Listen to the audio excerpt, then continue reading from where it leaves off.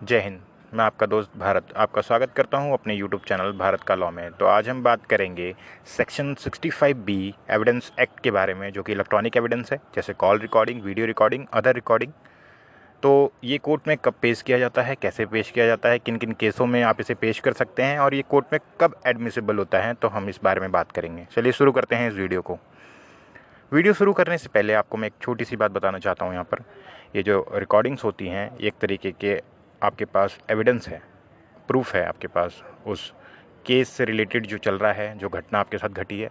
जैसे कि मान लीजिए एग्जाम्पल के तौर पे किसी ने किसी को फ़ोन पे बोला कि कल तेरा मैं एक्सीडेंट करवा दूंगा या तुझे मैं कल जान से मार दूंगा। ये जो भी उसने धमकी दी वो उसके पास कॉल में, उसके फ़ोन में रिकॉर्ड हो गया और वो घटना बाद में उसके साथ घटती है।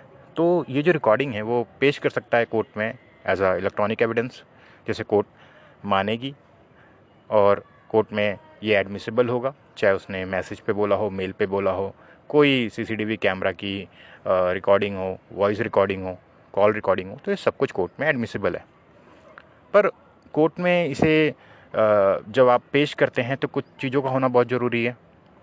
जैसे जो भी रिकॉर्डिंग है उसमें कोई कटिंग नहीं होना चाहिए, कोई भी कटिंग नहीं होना चाहिए, कोई एडिटिंग नहीं होना चाहिए, वॉइस क्लियर होना चाहिए, उसमें आप भी इन्वॉल्व हों, वो जो भी दो लोगों की बातचीत हो रही है उसमें आप दूसरी साइड आप हों, एक साइड वो हो, दोनों की बातें साफ उसमें देनी चाहिए। जो भी ये रिकॉर्डिंग है वो रेलिवेंट होना चाहिए फैक्ट से, केस से। ऐसी बात नहीं है कि केस कुछ और हो, बात कुछ और चल रही है, तो वो रेलिवेंट होना चाहिए, केस से मिलता जुलता होना चाहिए। तो ये कुछ चीज़ें हैं। अब हम बात करते हैं इसकी प्रेजेंटेशन की। जब कोर्ट में आप इसे ले जाते हैं, इसे प्रेजेंट करते हैं, तो वो कैसे होता है। तो जब आप इसे पेश करते हैं कोर्ट में, मान लीजिए कि रिकॉर्डिंग है, मोबाइल रिकॉर्डिंग है, पेन ड्राइव में कोई रिकॉर्डिंग है, सीसीटीवी कैमरा, कंप्यूटर, कहीं से भी कोई रिकॉर्डिंग है, तो वो जो भी रिकॉर्डिंग उसमें है, मान लीजिए फ़ोन में कोई कॉल रिकॉर्डिंग है, वो एट इट इज़ आपको टाइप कराना होता है कंप्यूटर से निकलवा के। आपको एक उसकी सीडी भी बनानी होती है, दोनों को आपको पेश करना होता है कोर्ट में। साथ में एक सर्टिफिकेट जाता है, 65B एविडेंस एक्ट का सर्टिफिकेट होता है, जिसमें नॉर्मली डिवाइस का नाम, आपका नाम, केस टाइटल और ये कब निकाला गया, ये सारी डिटेल उसमें होती है। एफिडेविट की ज़रूरत नहीं होती है, चाहें तो आप दे सकते हैं, अदरवाइज़ कोई ज़रूरत नहीं होती है। अब मान लीजिए कि आपके पास कोई मोबाइल है, उसमें रिकॉर्डिंग हुई है, तो आपने उसको निकाल के कोर्ट में दे दिया कहीं कंप्यूटर से, या जैसे भी आपने टाइप वाइप करवा के या साथ में सीडी बनवा के उस रिकॉर्डिंग की आपने कोर्ट में दे दिया। आप ओरिजिनल मोबाइल तो दे नहीं सकते हैं, आपकी और भी ज़रूरत आएगी, बहुत काम होगा आपका, ऑफिशियल वर्क और भी जो चीज़ें हैं। लेकिन मान लीजिए अपोजिट साइड के एडवोकेट ने इसके ऊपर कोई ऑब्जेक्शन किया, तो कोर्ट आपके ओरिजिनल डिवाइस को मंगा सकती है फाइनल आर्ग्यूमेंट में, या जो भी है, तो आपको ला के पेश करना पड़ेगा उसे। अब यहाँ पे एक क्वेश्चन राइज होता है कि क्या किसी थर्ड पार्टी की जो रिकॉर्डिंग है वो कोर्ट में लाया जा सकता है?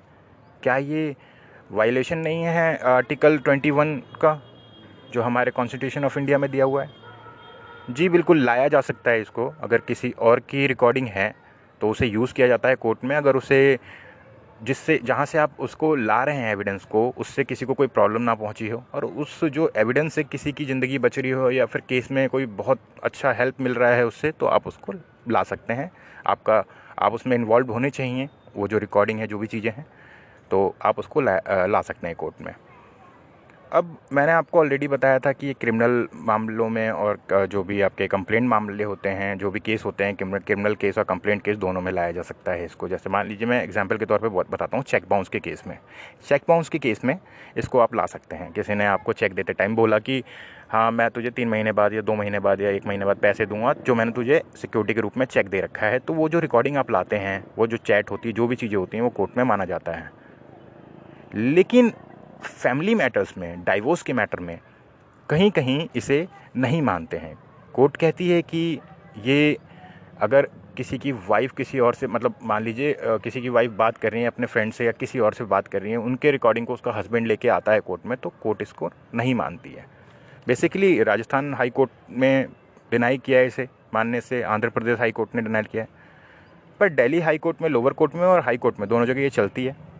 रीज़न ये है कि सुप्रीम कोर्ट इसमें बहुत क्लियर नहीं है, क्योंकि जब 1994 में लॉ कमीशन ने इसे पार्लियामेंट में लाया था, प्रस्ताव पास करने के लिए पार्लियामेंट के सामने रखा, तो पार्लियामेंट ने इसे डिनाइड कर दिया।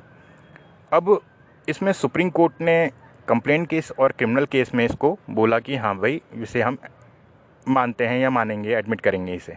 तो यहाँ थोड़ा ना कंफ्यूज है कोर्ट, क्योंकि एक तरीके से राइट टू प्राइवेसी का जो आर्टिकल 21 है, राइट टू प्राइवेसी, उसका वायलेशन करता है, ये उल्लंघन करता है, तो कहीं कहीं इसे एडमिसिबल नहीं माना जाता है।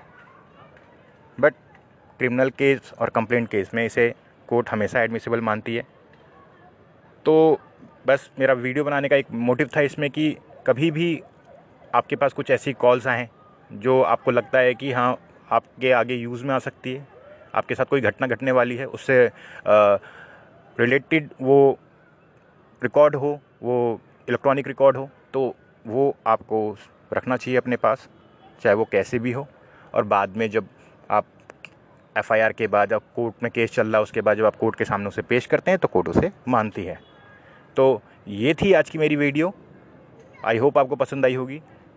जय हिंद।